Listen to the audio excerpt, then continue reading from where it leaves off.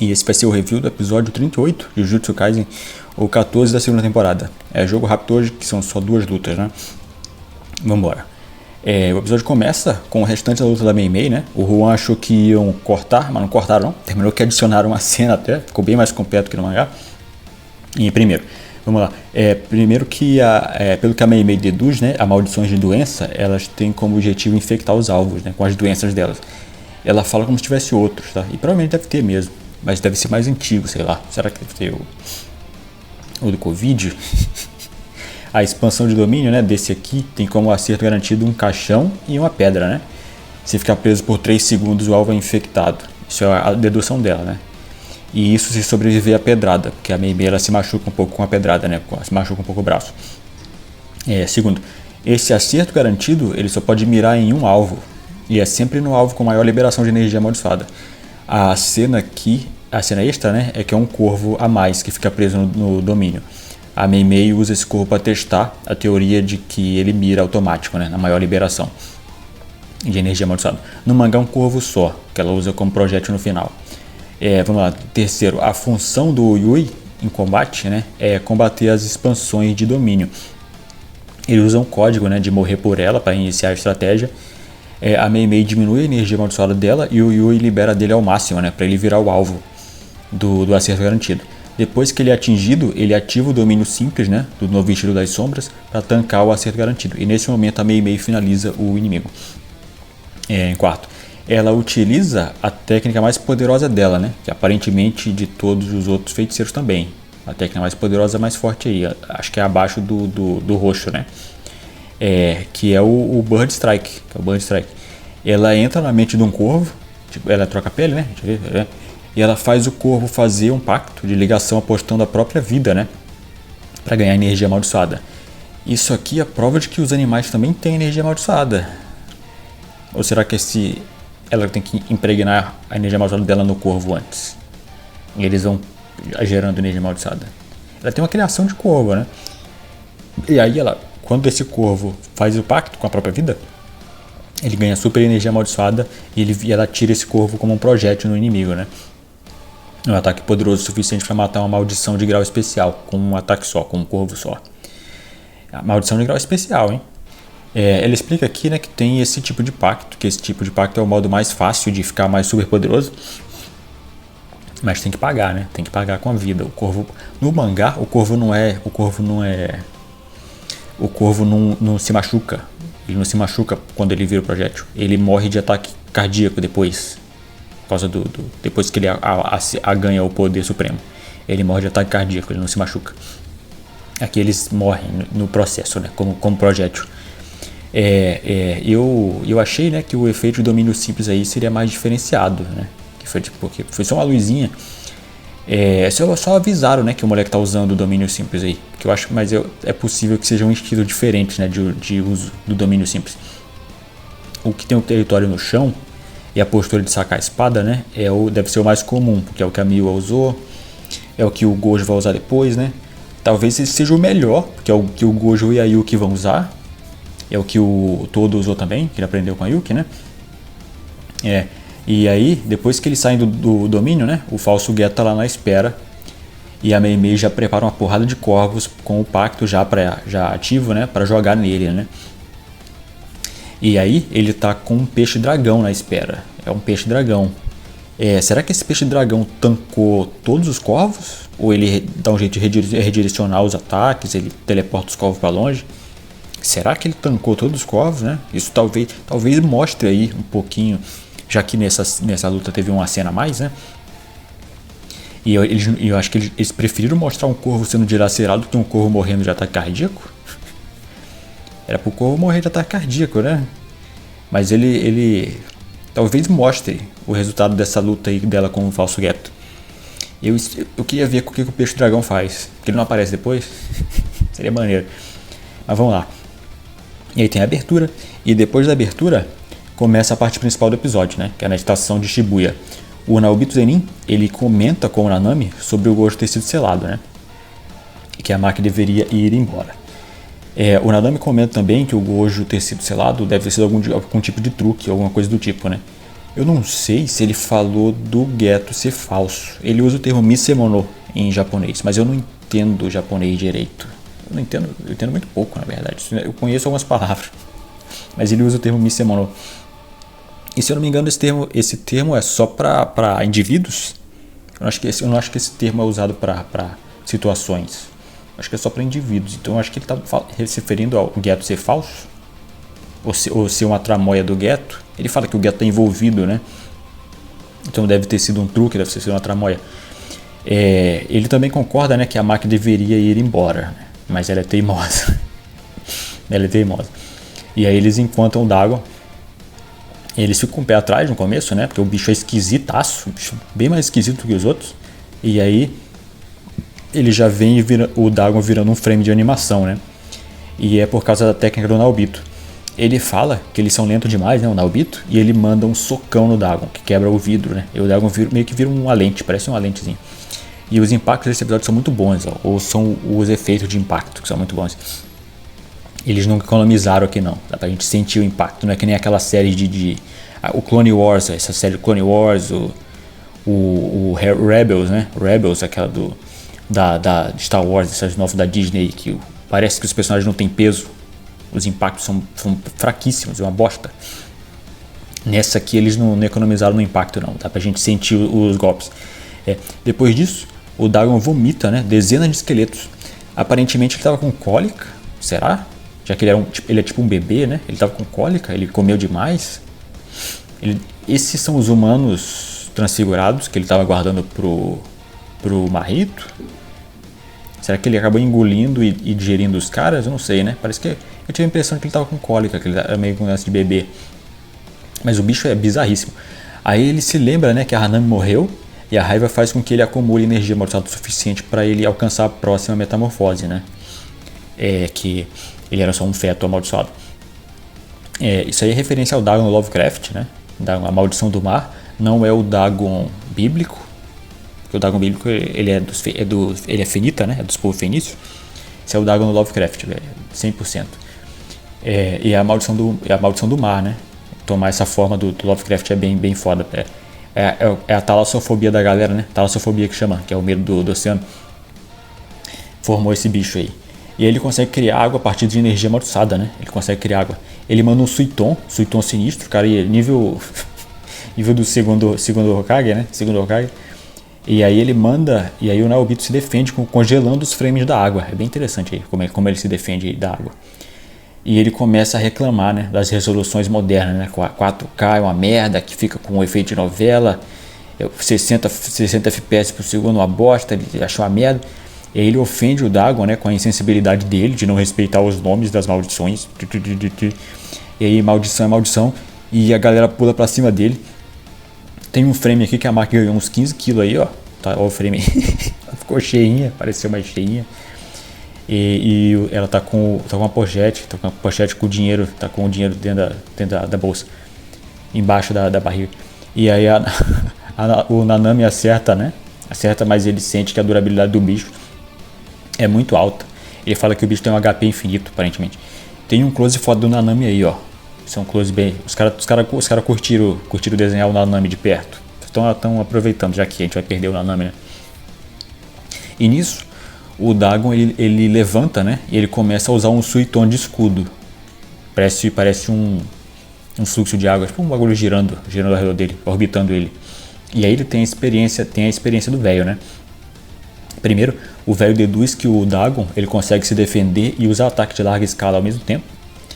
Ele deduz também que as reservas de energia dele são altíssimas, né? E que ele tem várias técnicas sobrando.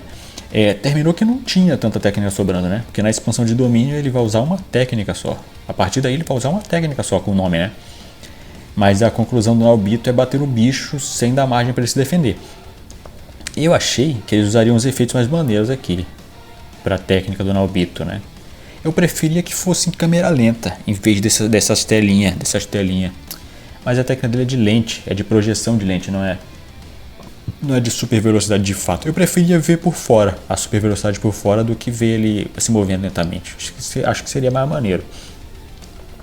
Mas para ele não está se movendo lentamente, né? É só pro resto da galera. E aí, dá pra ver que vendo os efeitos, né, dá pra ver que o orçamento foi todo pro episódio anterior. Porque aqui a animação tá boa, só que não tem efeito de luz e sombra, não tem efeito especial de luz e sombra. Isso foi pro episódio passado. Então o que tem tá bom, tá bom. Engraçado é o Dagon falando, né, que ele é mais rápido que o jogo. Óbvio, né? Óbvio que ele é mais rápido que o jogo. Os feiticeiros mais fortes provavelmente são mais fortes do que as maldições. As maldições elas não têm a desenvoltura que um velho de 70 anos tem, pô. E aí o narrador explica, né, a técnica de projeção. Ele divide um segundo em 24 ações dentro do campo de visão dele, né? Tem que estar dentro do campo de visão. E qualquer pessoa que ele tocar também tem que dividir as ações em 24 avos de segundo. Senão fica congelado por um segundo, né? E as fraquezas são as seguintes. Não dá para editar as ações depois que ele selecionar as 24, né? Ele decide quais são as 24. E criar ações que quebram excessivamente as leis da física, né, e do espaço a percorrer, deixariam ele congelado também. Ela nega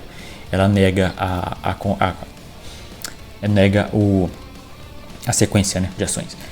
Tem que estar no campo de visão e o percurso acessível, né, senão congela. Se ele não conseguir fazer o percurso, se ele fazer uma ação muito esquisita, ele determinar uma ação muito esquisita, ele congela, que não dá para executar.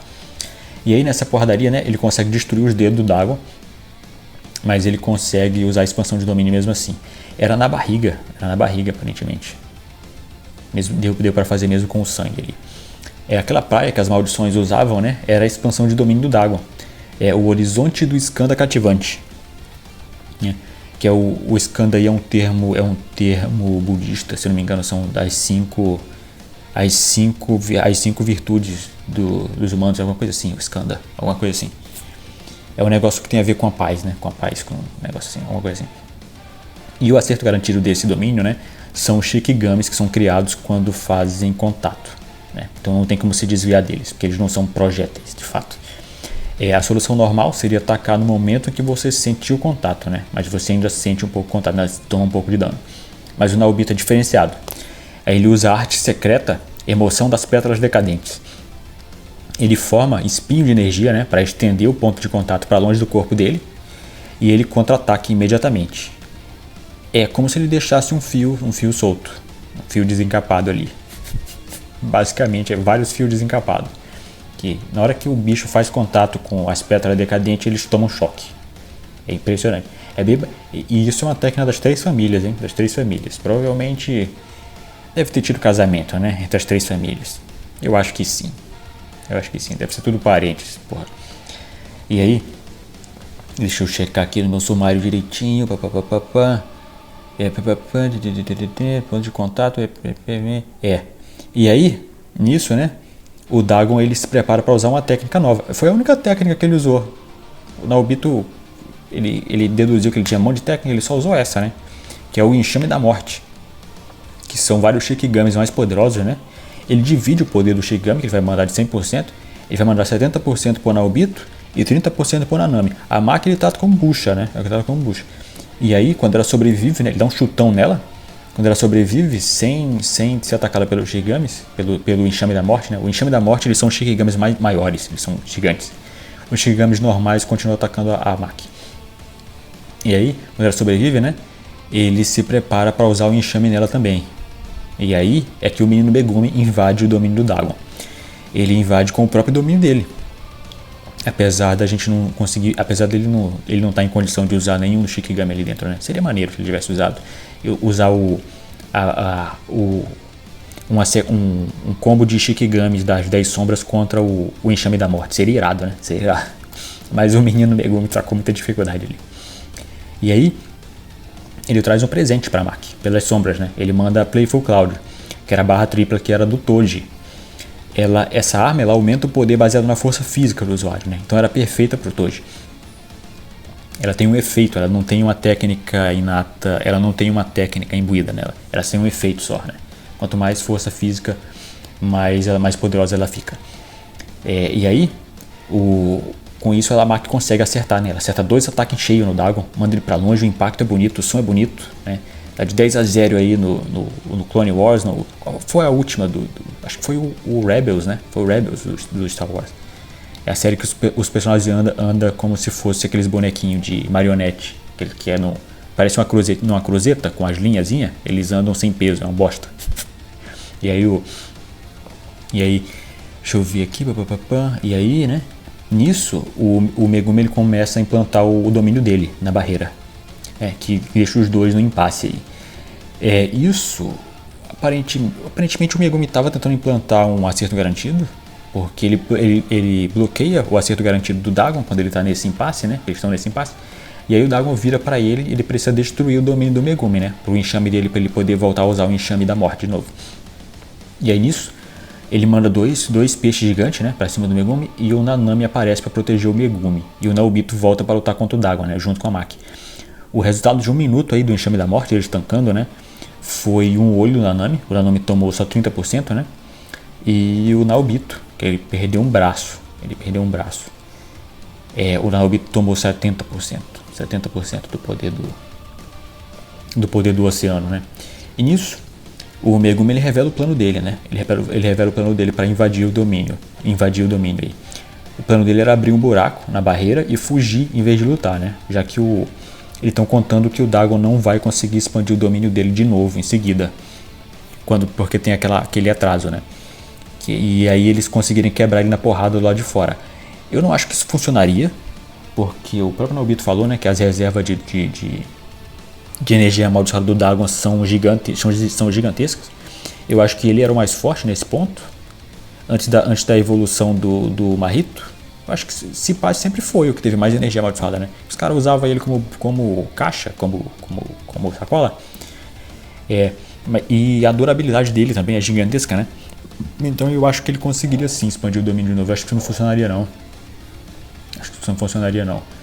Mas esse era o plano do Megumi, né? E aí quando ele começa a fazer um buraco, ele chama todo mundo pro pé dele, né? Tem o lance dele mudar a atitude dele, né? Ele não vai arriscar, ele não vai se matar para ganhar, né? Ele vai arriscar a vida dele para tentar vencer e ele não vai se matar para ganhar. É interessante, eu achei interessante. Ele não quer ficar para trás dessa vez, ele vai tentar sobreviver. E é engraçado que o Nanami, né? O Nanami não queria que as crianças se machucassem. E é ele que garante, né, para o menino não se arriscar completamente. E aí quando ele abre o buraco, todo mundo sente uma coisa estranha. Eles sentem um frio na barriga, né? E aí tem um homem entra pelo buraco para dentro do domínio do Dagon. E é o Toji. Ele chega sorrindo, o cara tá leve, né? Tá leve. E esse é o fim do episódio.